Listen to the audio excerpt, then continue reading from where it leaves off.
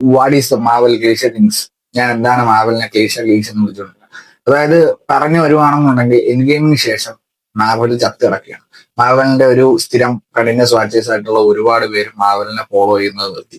മാവലിന്റെ ഏതൊക്കെ series ഇറങ്ങിയെന്നോ cinemas ഇറങ്ങുന്നത് പോലും ഇപ്പൊ പലർക്കും പണ്ട് തൊട്ടേ ഫോളോ ചെയ്ത് വരുന്ന പലർക്കും ഇപ്പൊ മാർവലിന്റെ ഒരു കാര്യം അറിയത്തില്ല. കാരണം വെച്ച് കഴിഞ്ഞാൽ എൻഡ് ഗെയിമില് അവരുടെ ആ ഒരു OG അവഞ്ചേഴ്സ് എല്ലാം പല വഴിക്കായിട്ട് പിരിഞ്ഞുപോയി. കുറച്ചുപേര് മരിച്ചു, കുറച്ചുപേര് റിട്ടയർഡ് ആയി, കുറച്ചുപേര് വേറെ ടീമിലൊക്കെ ജോയിൻ ചെയ്തു. അങ്ങനത്തെ ഒരു അവസ്ഥയിലാണ് അവഞ്ചേഴ്സ് പോയത്. അതിനുശേഷം മാർവലിന് ഒരു ആശ്വാസം എന്ന് പറയാനായിട്ട് ആകെ ഇറങ്ങിയിട്ടുള്ള സാധനം എന്താണെന്ന് വെച്ച് കഴിഞ്ഞാൽ ലോക്കിയും മൂൺ നൈറ്റും മാത്രം. അത് കഴിഞ്ഞിട്ട് ഇറങ്ങിയിട്ടുള്ള സിനിമാസ് ലവ് ആൻഡ് തണ്ടർ എന്ന് പറഞ്ഞ സാധനം ഫ്ലോപ്പ്, പിന്നെ black widow just one time match മാത്രമേ എത്തുള്ളൂ, അതിൽ കൂടുതലൊന്നുമില്ല.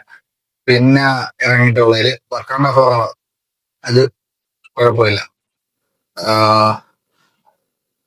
പിന്നെ ഒട്ടുമിക്ക സീരീസിൽ ലോക്കി മൂന്നേറ്റും മാത്രം നമുക്ക് എടുത്ത് പറയാനായിട്ട് പറ്റത്തുള്ളൂ. ബാക്കിയുള്ളതെല്ലാം ഒരു ടൈപ്പ് എന്തിനാ വേണ്ടി മാറ്റി വിട്ടു.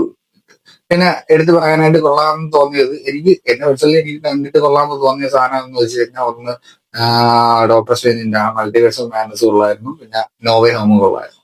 ഈ രണ്ട് സാധനം അടിപൊളിയായിരുന്നു, എനിക്ക് അടിപൊളിയായിട്ട് ഇഷ്ടപ്പെട്ടു. ബാക്കിയുള്ളതെല്ലാം കണക്കായിട്ട് തന്നെയാണ് പോയത്. പിന്നെ സീരീസിൽ ഇറങ്ങിയാൽ എടുത്തു പറയാനായിട്ട് അനിമേഷൻ സീരീസ് ആയിട്ടുള്ള വാട്ടിപ്പ് സീസൺ 1 എനിക്ക് ഭയങ്കരമായിട്ട് ഇഷ്ടപ്പെട്ടു. സീസൺ 2 എനിക്ക് അത്ര ഇഷ്ടപ്പെട്ടില്ല.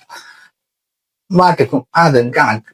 വാട്ടിപ്പ് 2 കണക്കായിരുന്നു, പക്ഷെ വാട്ടിഫ് 1 അടിപൊളിയായിരുന്നു. ലോക്കിയും മൂൺ നൈറ്റ് വാട്ടിഫ് ഈ സാധനങ്ങളാണ് ഈ എൻഡ് ഗെയിമിന് ശേഷം അത്യാവശ്യം ഒന്ന് തകർത്ത ഒരു മാവൽ സിനിമാസും സീരീസ്.